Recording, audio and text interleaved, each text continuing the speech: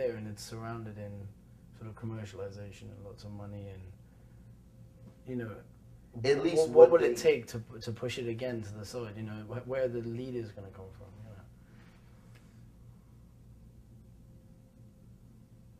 You know? Well, there are lots of leaders. There are lots of artists who are doing those sorts of things.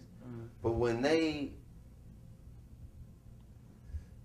submit themselves to certain forms of machinery, as television or radio, then it's a perfect opportunity for you to be suppressed.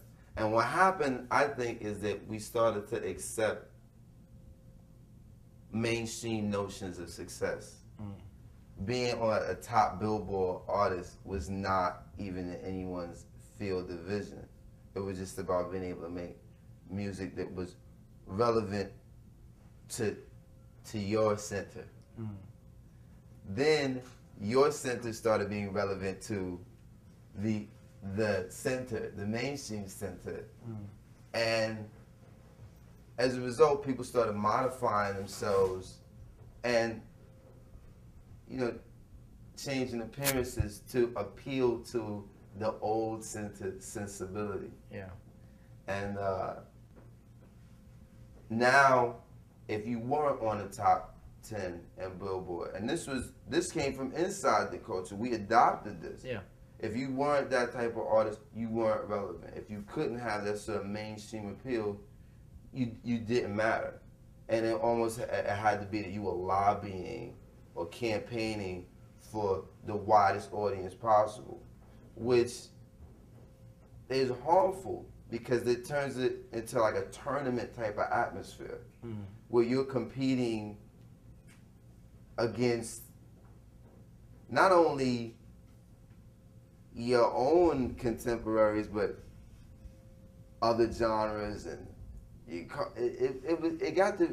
got to be splits up. Like a very gladiator type of atmosphere, you know. What happens to the message in there? You know, I mean, this is the whole thing. If it's getting split up that much, to maintain a pretty solid message must be near impossible. Well, you know, if people, it's really simple. You know, the radio stations won't play certain records, and they only play roughly 35 to 40 records in any given rotation anyway. Can I have one? Yeah, sure. So, this is the first time I've smoked a camera. I apologise to my nan. Sorry, Nan. We're trying to like it, so they only play a certain amount of records, and they say they don't play certain records because, well, that's not what people want to hear. Yeah. This says who? Says the program director, who usually works for some large broadcast corporation. If you take that apart enough, if you've got media owned by like 4 companies, how, you know, all of the media in this country, if it's owned by like, you know, maybe 4 major companies, then how do you get the message out there if there's... You just have to do it. And you have to just go directly to the people. I mean, you can't depend on MTV or Hot 97. I mean, I've attempted to. I've attempted to do that. And I've had really good records. I mean, I've been nominated for Grammys and for gold records. And I've had program directors even tell me, Most, I like you. I love your music, but I can't. It doesn't fit into our format. The format is predetermined. Yeah. And it's pretty predictable. Everybody makes it like it's not that premeditated. You're being conspiracy theorist. And it's like, if it's not that premeditated, why is it so predictable? Yeah. If it's not premeditated, how come it's so reliably uniform? So homogenized. It's sex, violence, love songs, glamour, dance. That's it. Stuff. There's no real information on these stations. So as a result, there's no real information in the music, and that's not what they're about. It's not what their programming mandate is about. Their programming mandate is about surface pop culture, and that's really problematic for us as a community, because the only culture that we have in this country is the ones that we create. Now the people who create culture have been bribed and co-opted, sometimes consciously and even worse, unconsciously, by these huge corporations to say the only way that we'll take your message to the mass is if you represent what we are comfortable with. Yeah. Seeing your community or seeing your demographic, which is a really kind of sterile terminology for people and a community. It's like, well, your demographic, we're comfortable with you representing this to them. We like it when we're comfortable with that imagery. And anything outside of that, we're hesitant on. So do you already have to have media? I mean, the problem is that, you know, when you've got someone like Mumia who's, you know, now is, you know, you kind of have to be looking for him to find him. You kind of have to be, you know, I mean, he's there, he's accessible on the web, you know, his commentaries are there every week, but you know, if you're not looking for him, he's very hard to find. So does that make it a problem in terms of, do you already have to have media exposure to be able to make that message? Or do you just got to keep plugging away? Well, I mean, those are type of scientific types of questions. Do I think that? I think the certain messages. Because it's just that I've found Mumia through, you know, I mean, from my mum. You know, she's political. You know, so you know, I've sort of been raised in that. But if I hadn't been, I don't know if I ever would have known about it. Do you know what I mean? I think that there's a bit of advice that a writing professor and a great novelist, Victor Laval, gave me. I asked him what he tells his students, and he told me that he tells the students to write as if they're the only ones that would understand. Right. I like that. And in doing that, they would become universal. And I think that applies to people like Mumia, or people who have a real message, who may not, who for whatever reason have been stymied by the mass media or rejected or persecuted, is that somehow, in a way that we may not even be able to measure, this far less empirical than we could imagine. The message just gets out just on the virtue of what it has to say. True, yeah, very true. And some people might view that as idealistic, but I sincerely believe that, and there's so many examples of that. I find that actually people who are less concerned with that end up getting it. You know, you get guys like Dylan or Bob Marley. Those weren't that wasn't the aim. The aim was to make their most honest work. Yeah. And because they did it, it just gets airborne, and there's something else. That's the thing about information, is that it's really, the truth is a form of magic. And it finds its way to people. Without a machine, without approval from the gatekeeper. How did that happen? It just did. Yeah. It just did. Like anything else. Because you're involved. Approval from the gatekeeper. How did that happen? It just did. Yeah. It just did. Like anything else. It does, you know. It does. They didn't. If it had been any other type of artist doing the same thing that I was doing, I'm sure that it'd have been just slap on the wrist. A different response. If Puffy had decided to do that, he might not have got shut down at all. If it was anyone that was a part of that commercial, glamorous pantheon. Many of them who I like, but if I was a part of that actively, it would have been, you know. Do you think it was abjectly political? Do you think that if you'd have been singing, you know, another one of your songs, it would have happened? I'm not sure. I think it's ironic that I was singing a one of my more political songs, if not my most political song, and that happened.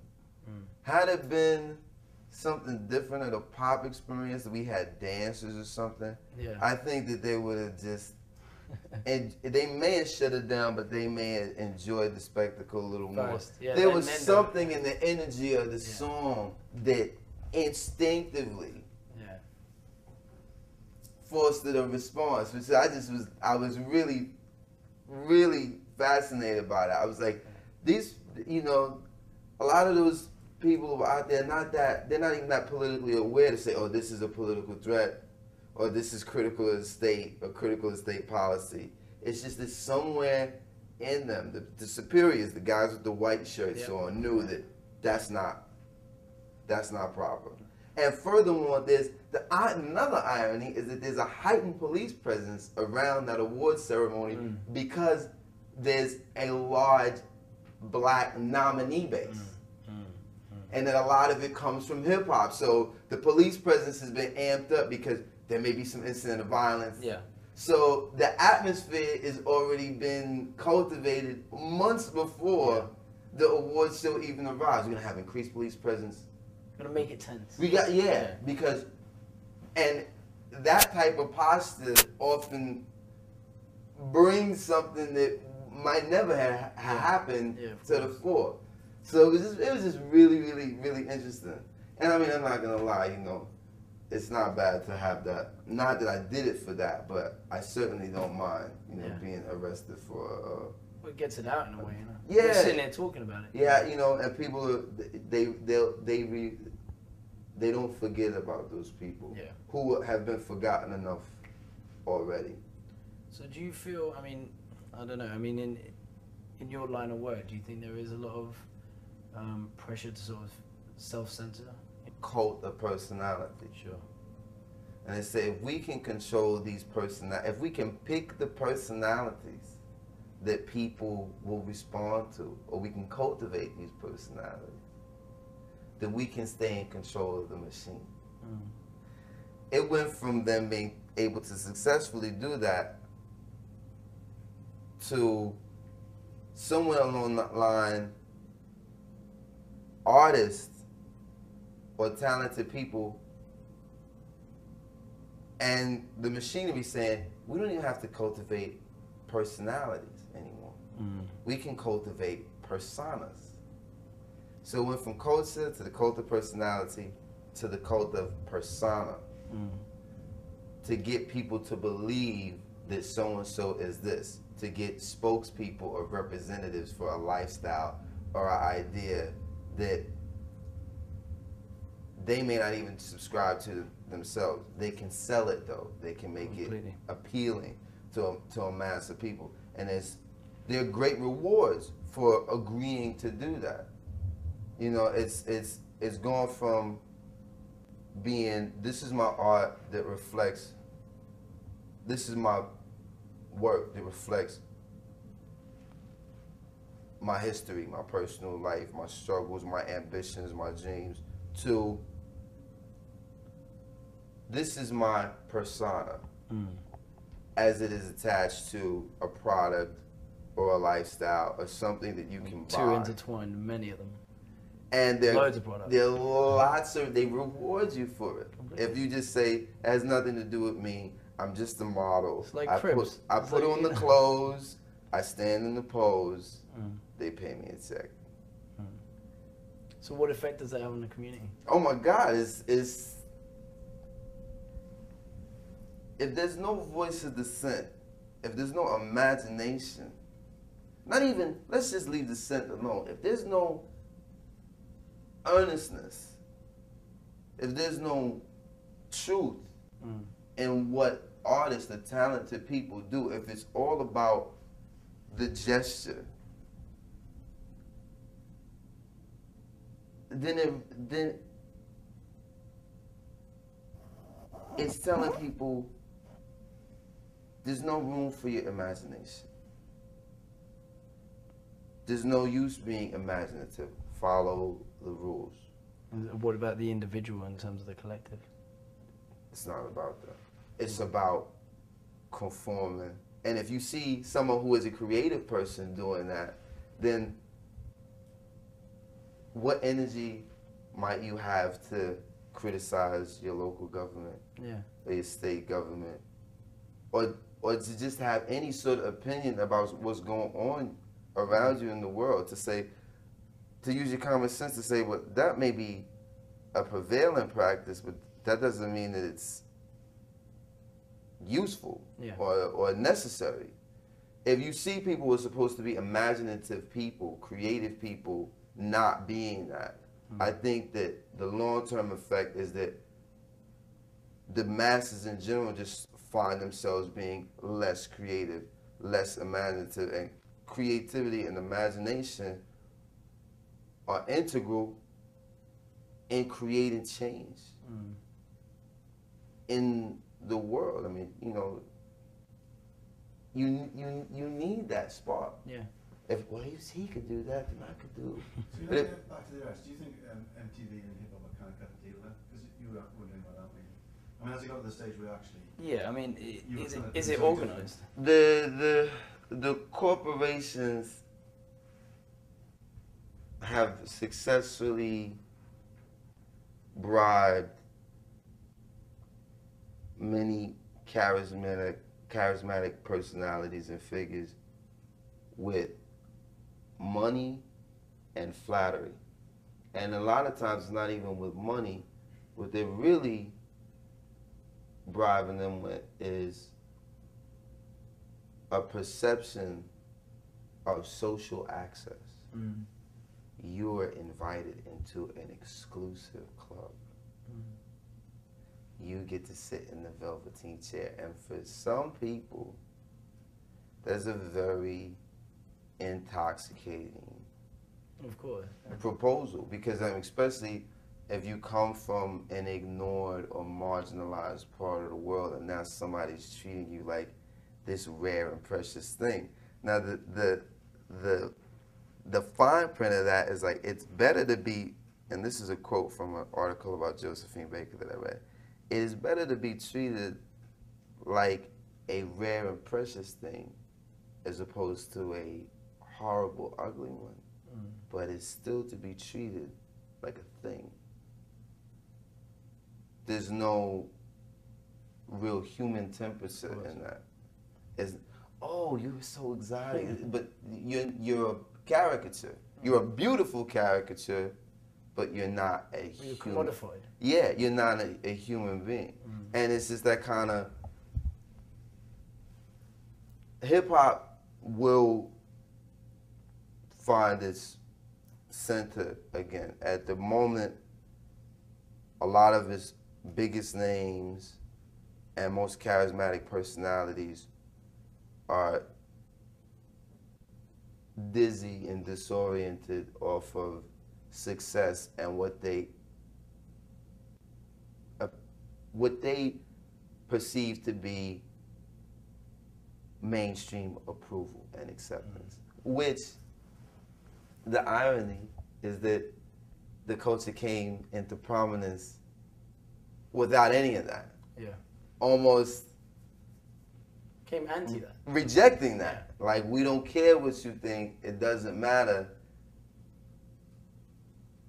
It's like I was watching this thing on Andy Warhol. The great thing about, another great quote is that